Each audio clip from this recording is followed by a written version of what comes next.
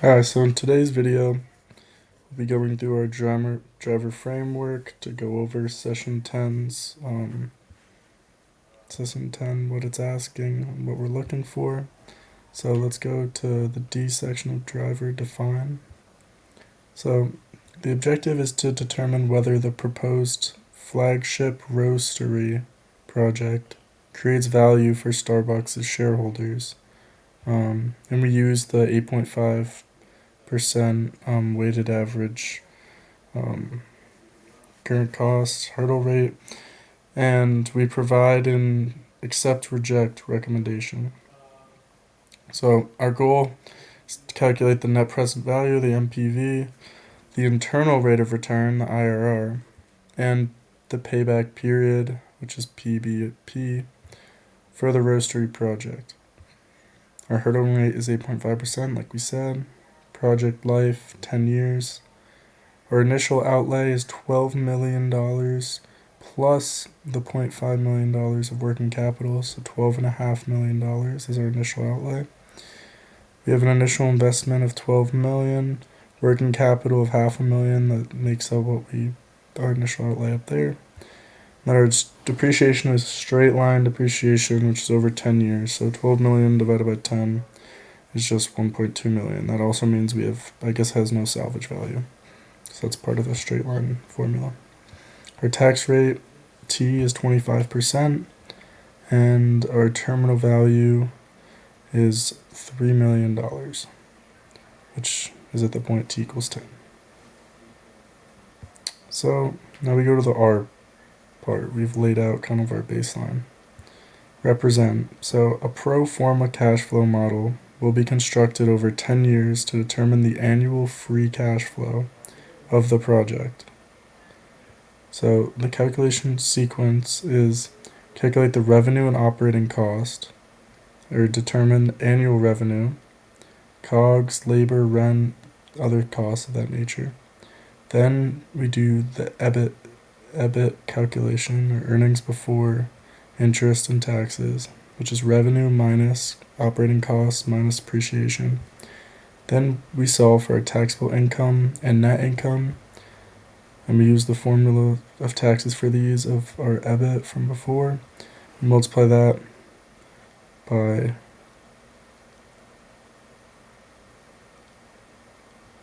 actually the easier formula would just be EBIT minus taxes to get our taxable income. And that's our net income. And then, taxes, my fault. Taxes is EBIT times our 10, which is our number of years, T. And then our net income is EBIT minus taxes, which makes sense. So our calculation for our free cash flow is net income plus depreciation minus our change in our weighted cost minus our capital expenditures. We already have that number listed above. So CapEx is only at T equals 0, and the change in weighted cost is only at T equals 0, and then T equals 10. So we have this formula as well. We have free cash flow equals our revenue minus our operating expenses minus depreciation times 1 minus T, which is our time again, plus depreciation minus our change in weighted costs. And then we have our NPV. This is a very complicated equation. If we look at it right now, that's our NPV equation. So we go down, you can see our revenue when T equals 1. It made a chart for us. T equals 1, our revenue's 8 million. T equals 2, our revenue's 11 million. So on to T equals 10, which is 9 million. We have for all of them COGS, we have 3.2 million for T equals 1, 4.4 million for T equals 2, or for T equals 2 to T equals 5. We actually have ranges. I'm guessing they're taking an average from these to make it a little simpler. We have everything from rent, marketing, EBIT, taxes, net income, depreciation, everything. And some trends we notice that our EBIT is going down after the first couple mix of 3 years. So our earnings seem to be going down a little bit. That's reflected in our revenue. And our depreciation is pretty constant. Net income goes down after those first 5 years, which is not what you like to see. And our total free cash flow, that's the only positive. Our total free cash flow is increasing heavily as the years go on, which is a good thing.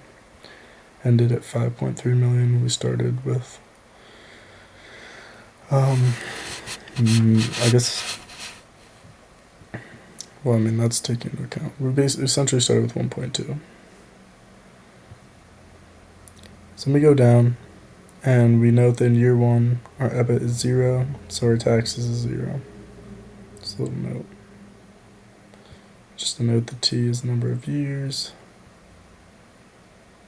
So our net present value calculation comes out to 2.77 million. And our IRR comes out to 14.28% using the values from above. And our payback period is equivalent to about 5.5 years, essentially. So here's our equation for MPV. We have listed here. That's how we get our $2.77 million listed above. Same with our payback. The 5 years plus $500,000, which was our working capital, I believe. Yep. Divided by 1.8 million, which is our year 6 free cash flow, to give us the payback period of about 5.5. 5.25 to 5.5. Then we're going to perform some sensitivity tests to see the change. The revenue, we see high changes of base MPV, and we also see a moderate change with our WACC levels as well.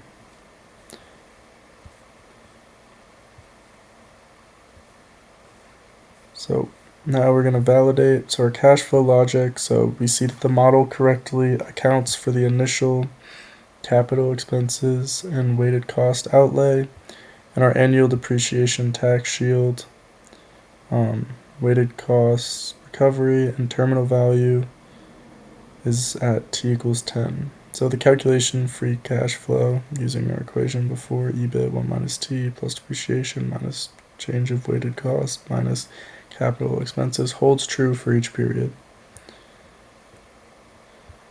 And then MPV and IRR check. We know that since MPV is equal to 2.77 million, the IRR must be greater than the 8.5% WACC. So if, basically saying if the MPV is greater than 0, then the IRR must be greater than the percentage of the weighted average current cost, or the WACC. And the calculated IRR is 14.28%, which confirms this, so we know that we probably have the right value for Starbucks. So we go down to E, evolve and reflect and execute.